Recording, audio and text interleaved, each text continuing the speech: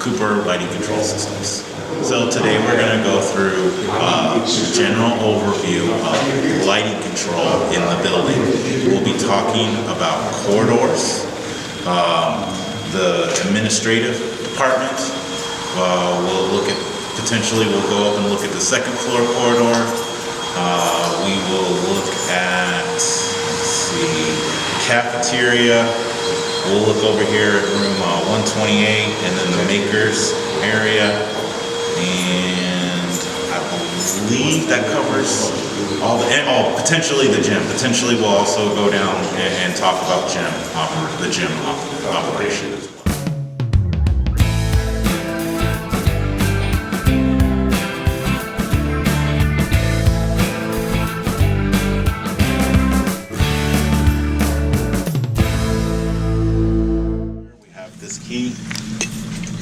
The lights are divided in such a way that it's basically every other fixture for one side. So you can see half of them turned off and then the other half turned off. So even when we turn off, so you can see that this corridor starts right here. It partially goes down that first, your first left there. It goes to where the stairway is, it goes up. It controls that, and then see where the lights are still on, it stops right there. And each place got a night light. And you have, even when we turn everything off, you still have a night light. Okay. So right there. This is the panel for this area. So as far as this, you have, let's see, I think you have 5 different locations for panels. Each panel kind of controls its respected area, if you will. When we look at the prints later, we can actually look and see each one of the controllers, and it's kind of color coded, and you can kind of see the area that the panel encompasses or controls. So, as I had said earlier, in every one of these panels, you'll find a sheet like this. At the end, on the back, our 800 phone number for support is in the back. So every panel will have our phone number. These panels can be locked as well, but they're usually behind a locked door anyway. This style controller, it's the communication. Do we want me to go into all this detail about what protocol we're talking, or do you just want to know how to override it? Okay. So if you wanted to override an area, you have these 4 buttons right here. And granted, I know you don't know what's what. Right. You'd have to look at the print to know what's what. But if you pressed and hold for a few seconds, you see how that light changed? If you press it once, it'll shut that portion off. And you press it again. Oops, hold on. My bad. You press it once, it'll shut that area off. You press it again, it'll turn that on. Okay, so that's how, so that was just this one loop. So you see there's wires, and this is low voltage wire. But see how there's wires on all 4? That means that there's devices on all 4. So if you wanted to override all 4, you're going to need to do that to each of the other ones. Okay? You do have a circuit breaker right here. When this style of module loses power, so if we were to flip this off, its default state is to turn on. Okay. So if this loses power, or if you just came in and shut the power off, the lights should turn on that are associated with now, is that connected to the generator too? Is this connected to, well, there'd be like individual circuits, like, and there's transfer devices up there that transfer from normal to emergency. So we would have one light, we would have actual lights. Whatever's, we'd have to look at the print, but whatever is designated as emergency, it would transfer over when the generator turns on. Yep. Another location over here.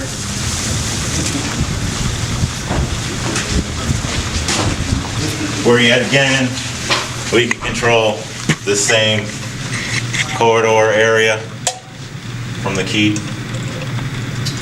That does the same as that? Yeah. Okay. Yep. If we were to walk upstairs, at the top of the stairs, you have another key switch just like that, and it's done the same way, where we turn on half and off the half, and then on and off the other half. Do you guys want to walk up there? when we first walk into this side of the office, we do have a single button right here where we can turn on and off the basically the corridor through this. So the office is kind of divided kind of in half, I guess is the best way to describe it. So we can, with this wall switch, and we have a couple, I think the other entry, when we'll walk down there, we have a switch down there, we can control this walkway or this corridor through here as well. You know, they had that water. So here, this entry, yet again, the same thing, where we can turn on and off this corridor if we came in here. Are those lights out there standing all the time? That one's a night light, and the other one is controlled. Okay. In this registration office area, right here, this switch looks very similar to the switch that was out in the area with the linears where the power was off. So basically you have the light bulb button would turn or dim the lights down and then shut them off, which is just these.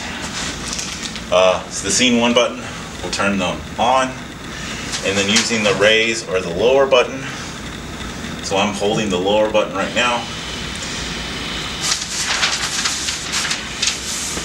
and we can see that they're dimming, so you can set, if you work in this area, you can set it to a light level that you want. We have a switch here for that side if you walked across.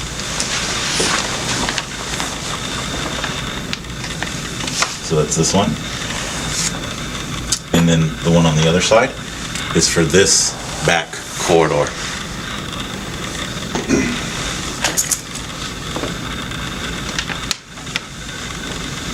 Okay. If we walked in from this entry right here, we have a 1 button also that gets this same corridor that we just turned on and off. So all of those 1 button stations like that just toggle on and off essentially. There's an entry, you know, on the back side. You'll see a 1 button wall station back there that also gets the same corridor. See the vent right here? Our instructions, so just so you know, our instructions say that the sensors are supposed to be mounted 4 to 6 feet away. That's like a foot or so away. So what's probably happening in this room is the airflow is actually triggering the sensor. So once in a while you'll see it shut off, and when the airflow changes, it turns it back on. So potentially what could happen in this room is we get with the electrician to either move the sensor or to readjust the sensitivity so that basically stops happening. So what's causing it to go off if it's the airflow? So the technology that's in that sensor is it's called there's passive infrared technology and there's ultrasonic. The passive infrared is supposed to look for basically the wavelength of the human body, and when you have warm and cool air mixing, which, you know, the heat and the cool air moving across it, that can trick the sensor into thinking that it's seeing a human body, and that will cause the false triggering, exactly like what you described. They shut off and then they turn back on. And so those switches actually shut them off and shut them on? Yes, they're supposed to. Yep. These. Yep. This is part of a system that I have not that I would not commissioned, and I wasn't. We're going to get to these rooms like this and look at the issues that you had mentioned on the classrooms next week. Okay. Office right here, we have a 1 button wall switch right there that you can press it and turn the lights off and on just in this space right here. So we have 2 switches yet again with the same key. Wait. Where's Donnie? Okay, because this is what should have happened in a middle school corridor. So let's take a look at this. And then So again, we have 2 switches here. On our first switch here is going to turn off half of the lights in just this portion, which we see these turned off and the display cases just turned off as well with that switch. And we go up with the key, you can see the switch, those two fixtures turned on, and then It's just the four here, right? It's just the four here, right here. yeah, we are just doing this portion. Yep, this stops right there. So then our second switch, we go down with it. We can see that the second portion of the lights turn off. Display cases stay on. Sorry, it's also out here too. Okay. So it's not only this, it's also the entry So as basically, well. the ones up front are kind of night lights or something? Well, I can turn the other one off and you can see, so they're all gonna shut off in a second. So see, those three that are left on are night lights. Okay. But the rest, and then you have that assembly light as Okay. well. Great, okay. Now, going back to your, where am I gonna save more money? Well, I've noticed, because I have controls in my house as well. If you don't automatically turn anything on, in most cases, you're gonna save the most. So what I'm saying is if we automate it, which most likely that's what we're gonna do, but if we turn it on every day at a set day and no one's here, we're using electricity, right? That's not necessarily needed. But if we leave it up to someone to come in and manually have to turn on all the lights, you're gonna save because, well, maybe they didn't show up until 7:05 on this day, you know what I mean? So as far as savings go, usually if you manually turn things on, you're gonna save more. But in this case, that's a lot of switches throughout the building, a lot of corridors to go through and turn things on. So I would recommend that we schedule the corridors to turn on at a time, and we schedule them to turn off at a time. And that's what I would like to know from you guys. So when I say corridor, so the person who was me, I would turn, your second floor and all of your first floor, just the corridors or the entry areas to the corridors. I would turn all that on. But then I don't know, the gym and the cafeteria and the technology commons, stuff like that, I wouldn't turn those on. I would leave those areas for someone to have to actually walk into them to turn them on, because you're gonna save by not turning on your whole building if the whole thing's not in use. So my recommendation is, like I said, we just schedule corridors, and obviously exterior lighting, we'll schedule exterior lighting, sunrise, sunset, to turn on and off. But yeah, my recommendation was Is there a timer device? yes, there is. Okay. We have a time clock, and within that time clock, we can set up I think 244 schedules or something ridiculous like that if we wanted to. But yeah, so that's my recommendation, that we schedule. Question, Yeah. if we say we schedule them to come on at 6 a.m.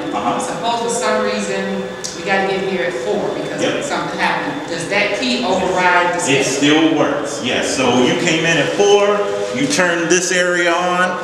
What would happen is when 6 a.m. rolled around, you wouldn't even notice unless there was areas that you hadn't manually turned on. They would then just turn on. So this is the same style key switch, right? This is just going to control the main That's just for equal. corridor right out here.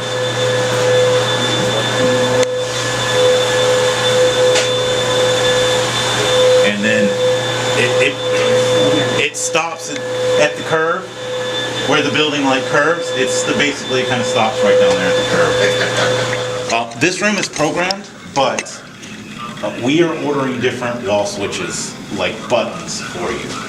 So I'm supposed to have them by the beginning of next week. So basically there are 2 zones in this room. So there's like an A and a B.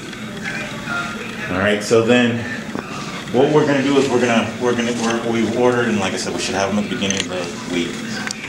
There's gonna be 6 buttons in this location and at the other location at the entry. And what it's gonna do is gonna zone A on, zone A off, raise zone A, lower zone A, zone B on, zone B off, raise zone B, lower zone B. So those are going to be the 6 buttons for this room. But I can't show you because it's programmed, but they're not going to work right because the buttons aren't right. Now, the A and B is what areas? The A, so A is this, the lower lights in this first row. And let's see, how does it go? B is this second row, the long row. Then A is also these first two, and then B is the second. B, and so then we're at the front of the room. B, and then A, and then these indicate like that they're emergency, basically, with the red line on them, so they'll turn on if power is lost. We have our keyed switches, and it's half and half yet again. You also have another set of keys as we keep walking down here. See that bathroom to the right? Yeah. So this corridor encompasses from the beginning there all the way down to where I walk. It ends at that door and then this door. So if you were to come in at this entry point, you have keyed switches here also to turn on and off this corridor. These aren't ready. These are not ready yet.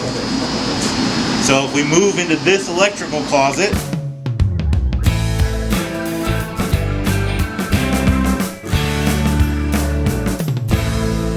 alright, so here's another panel for this area 2 section. Very similar to what we saw over. Only difference being we don't have 4 loops here, we've only got 3. So we have an open one down here. Alright, so in this bottom panel here, on the left side, basically we have 12 relays that are going to turn on and off 277 volts to their appropriate area. Their appropriate area is basically the kitchen, not the kitchen.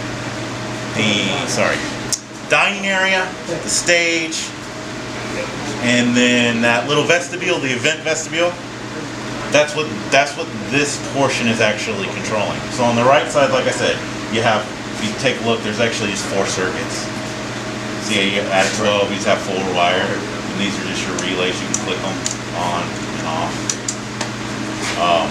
So that supplies the 277 to turn on and off. Then this module does the dimming, the 0 to 10 dimming. And they correspond. So 1 here corresponds to 1 here, 2 to 2, and so forth. And then based on the prints that we were just looking at, it's laid out that, circuit 1 controls, the cans in the dining area. And then like circuit 2 is like the chandelier. And then like circuit 3, for example, is the cans on the left side of the stage. And then circuit 4 is the cans on the right side. Let's say the chandelier, the light goes off. Everything's still on, that one light goes off. I have to come to here. We have switches in there. We have switches in there to turn everything. I was just saying when you hit the buttons out there, it's actually turning on and dimming stuff up and down. It controls just the kitchen. Okay. These are basically night lights. Now, will they be able to come in with the light on in here? So that's going to be on. Okay. Right? So that's going to be on. So so this is like something else that I would recommend. We don't schedule it. We leave it up to somebody. I can schedule it off, right? Like 2 in the morning or 12 at night or something like that. We can schedule things off. But like something like this, just let someone come in and turn the lights on when they come in. At the cafeteria, we have wall switch location, wall switch location, wall switch location. So from 3 different places we can control the cafeteria. They're all basically going to do the same thing.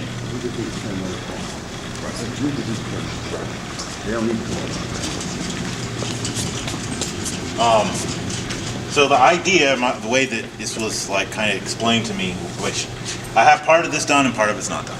Okay. So my understanding is with the keyed switch, we'll turn the lights on with the keyed switch, which this isn't programmed. The keyed switch is right. But it's also supposed to lock these. It's supposed to lock these out. So I guess the kids can't shut the lights off. Mess with the lights. So like you key up to enable the functionality. You can set the light level that you want on this. So this is going to be your stage switch. This is going to be your dining area switch. Can we override those 2 switches? What do you mean by override? Where, let's say I turn on from here. The kids can't come out here and press these buttons. So that's the idea. So you enable operation by clicking it. call the scene that you want, so that's going to dim the lights down in here. And then you key it down, and now it's not going to operate anymore. So you can't touch it. Okay. Yeah, that's my understanding. So this is like a lockout switch for the wall switches. So like, what I'll do is it'll be the same. On Up means it works. Right. Off means it does that these don't work. Okay. So as far as operation go, I don't know if you guys heard, we're changing just some of the buttons in that technology commons area. So when we were in there, we were talking about that. So we've ordered some more buttons for in there for operations. We've also ordered some more buttons for this room too. So basically, we can right now, we can turn the lights off here in the dining area. We watch the stage. We can turn the stage off as well. Okay. We can dim the lights in here to a level. We can dim the stage hands to a level. That's our fourth button. Okay, so the part that we don't have is like here we have this raised lower. We've ordered the raised lower portion for this wall switch. And then this one is going to become a 6 button. You have 2 zones. See where the track is? You have 2 zones of track. So the idea is from this one you can control like basically cans, right, in both spaces.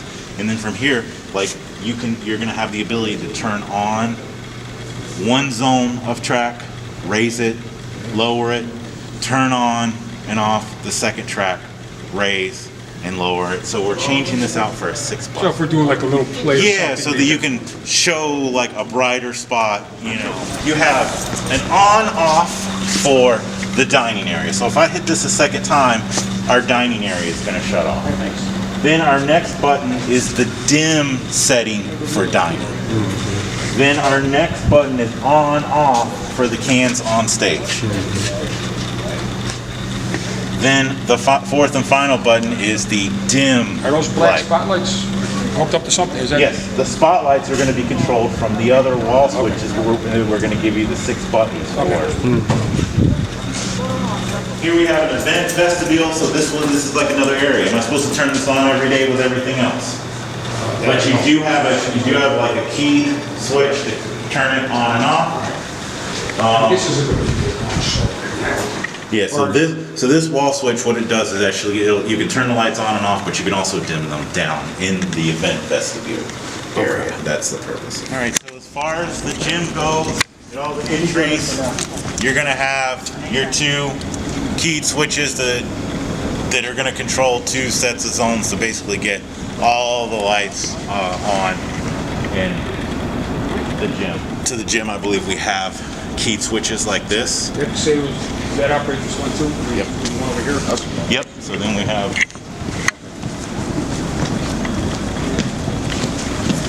another one over here as well. So that's just going to be, these are just going to kind of be on, off. You also have touch screens here. So all these controllers are going to be on, off, right? On the touch screen, what I'm going to give you the ability to do is I'll give you a number of scenes. So a scene is like basically a group of lights set to a level. And what you'll actually have the ability to do is you'll have the ability to set different lighting looks, different lighting levels on, I'll probably give you like 8 buttons, because it didn't really say, but I'll give you like 8 scene buttons. That's usually like enough, where you can call 8 different lighting looks or levels in the gym if there was ever anything special that needed to happen. You'll be able to do stuff like, so however they're circuited, and I'm not sure because I haven't looked at this part yet, but let's say for example that these 2 rows are like a circuit, you could potentially have the ability to shut those off altogether and then dim the rest of the lights in the room to 50%. And you'll be able to do that functionality from the touch screen. Now let me ask you, say for instance, you want to dim off some of the side ones or whatever and just have the main floor illuminated. So I haven't looked at this room yet, so if that's the way the engineer circuited it, can totally do it. So like if it's circuited in that way, then yes, we can. If it's not, but if it's circuited in like all these fixtures in this row are all one circuit, then we can't make the ones in the center be dimmer than the ones on the outside. There's a touch screen. We're not supposed to walk on that floor. There's a touch screen on the other side of that wall for that room. Also in that room, I believe we have a keyed switch at that side as well. So you do have a touch screen on the other side of that wall for this room as well. But we're not supposed to walk across the floor right now. So the panels that we've looked at in different the different electrical rooms, this room, which we can't walk into right now, it's another room that has panels in it, okay?